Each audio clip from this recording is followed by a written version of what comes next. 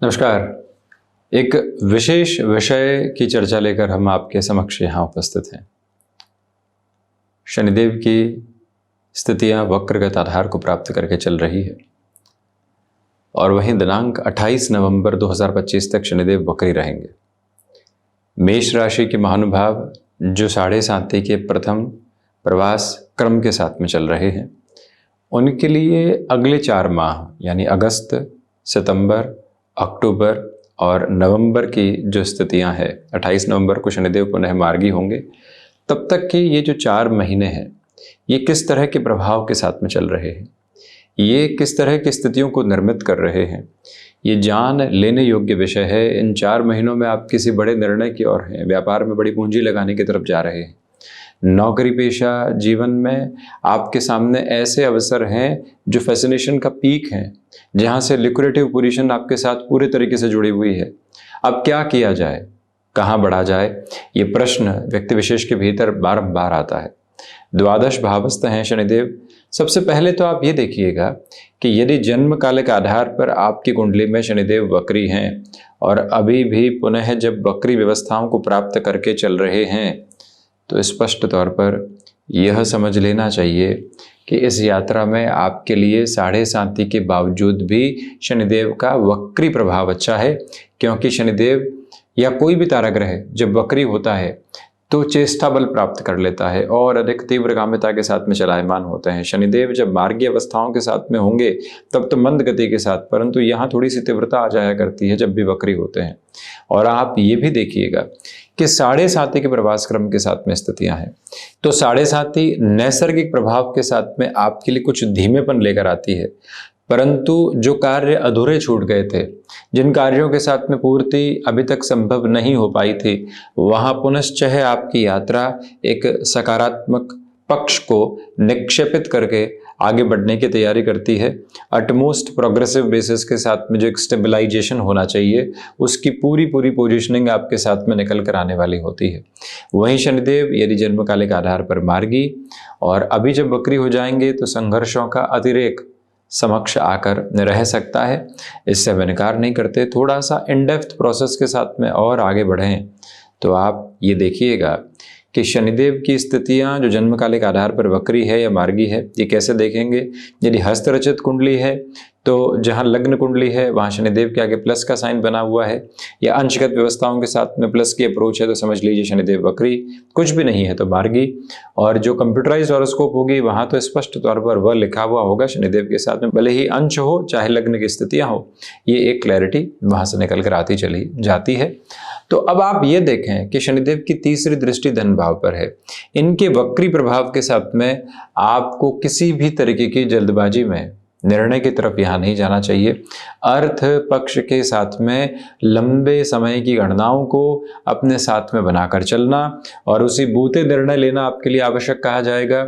नौकरी पेशा जीवन में लंबे समय से आप सक्रिय नहीं थे, आप प्रयत्न कर रहे थे कि कहीं न कहीं से सक्रियता की गूंज निकल कर आए, जहां से हम अपने लिए अर्थ पक्ष की स्थितियों के साथ बेहतरी के प्रभाव को देखते चले जाएं, तो वहां से ये यात्रा आपके लिए तीव्रता लेकर आती है। यानी कि फिर से जो एक्टिव अप्रोच को अपने साथ कंसोलिडेशन में रखना होता है, जो उस प्रोग्रेसिव पॉजिटिविटी को आपको अपने साथ में लेकर आना होता है, उसकी जो पूरी तीव्रगामिता होती है, उसकी जो पूरी एक श्रद्धान्वित करने वाली अवस्था और स्थिति होती है, वो आपके साथ यहाँ निरंतर तौर पर बनी हुई है।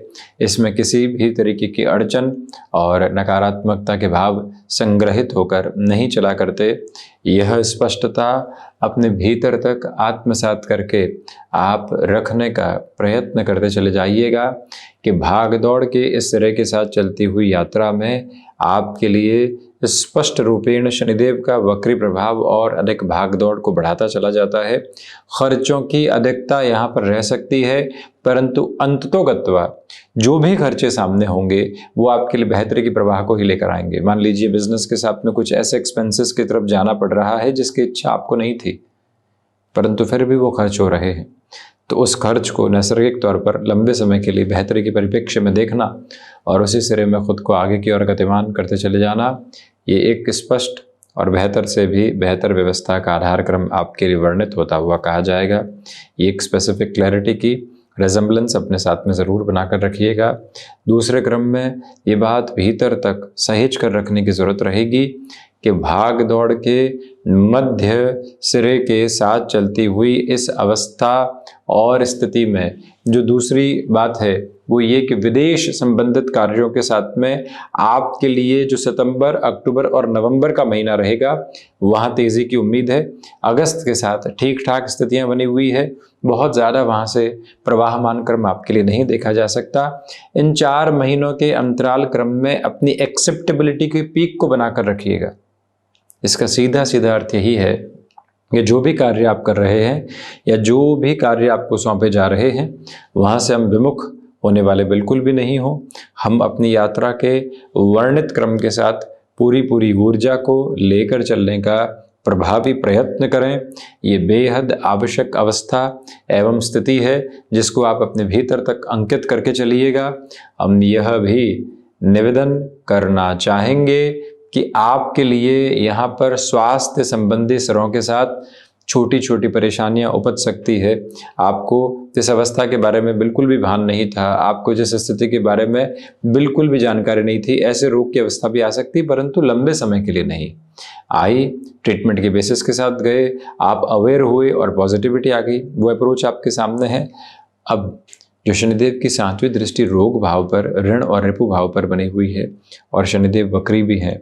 हालांकि राहु पुण्य फलों का उदय करने वाले हैं, पराक्रम में बृहस्पति हैं, परंतु ऋण संबंधी गतिविधियों से पूर्णकालिक तौर पर आपको संभल कर चलने का प्रभावी प्रयत्न करना चाहिए। यह विनम्र निवेदन हम आपसे बारंबार करना चाहेंगे। इसके पीछे प्रमुख वजह इतनी ही है कि इस भागदौड़ के सम्यक सिरे के साथ में कई बार व्यक्ति खुद को आज की उलझनों से जो आर्थिक तौर पर बनी होती है उससे हटाने के लिए आसान तरीकों को अपनाने की शुरुआत करता चला जाता है और वहीं से वो और अधिक घिरने की तैयारियों में होता है, वहीं से वो और अधिक नकारात्मकता के भाव को अपने साथ में लेकर चलने की तैयारियों में होता है। उससे पुनश्चः बचना और उसी यात्रा के साथ में स्पष्ट तौर पर आगे की ओर स्वयं को गतिमान करते चले जाना, ये एक बेहतर प्रवाहमान आधार है जिसको आप अपने साथ बड़ी गहराई से बनाकर रखने का प्रयत्न कीजिएगा। ये एक स्पेसिफिक क्लैरिटी अपने साथ में लेकर चलने की आपको ज़रूरत रहेगी कि जो यहाँ शत्रु पक्ष है वो छोटी छोटी बातों के साथ हावी होने का प्रयत्न कर सकता है, परंतु कोई भी विशेष नकारात्मकता के भाव वहाँ से नहीं है।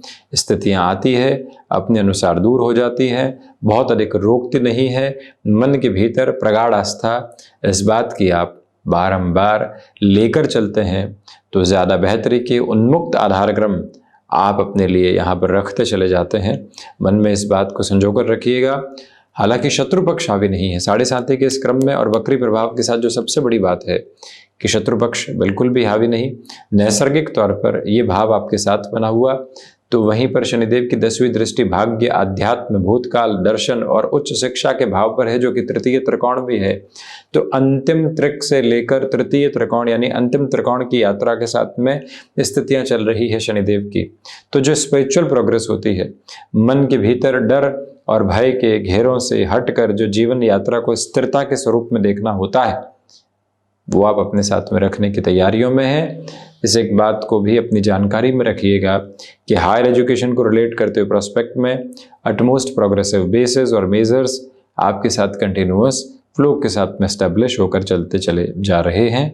इसमें कोई भी दिक्कत एवं दुविधा के भाव आपके लिए अंकित होने वाले नहीं। यह स्पष्टता अपने भीतर तक बनाकर रखिएगा कि आपके लिए इस समय अंतराल के साथ में जो भाग्य का हल्का फुल्का सहयोग होना चाहिए, लंबे समय के संघर्ष के बाद वो बना हुआ है, और वहीं से बेहतर परिणामों की प्रतिध्वनि आपके साथ साथ गुंजायमान होकर चलती चली जा रही है। कोई भी नकारात्मकता के भाव विशेष यहाँ नहीं रखें। ये ज़रूर है कि धीमेपन की स्वीकारोक्ति को बनाकर चलिएगा, वहीं से आपके वर्तमान परिप्रेक्ष्य के साथ में सारी ही स्थिरता के भाव विशेष समक्ष निकल कर आ सकते हैं। तो ये था अगले 4 महीनों में शनिदेव के वक्री प्रभाव का पूरा ही चर्चा ब्यौरा। हम इसी तरह से उपस्थित होने का प्रयास करते रहेंगे। धन्यवाद एवं कोटिशः आभार।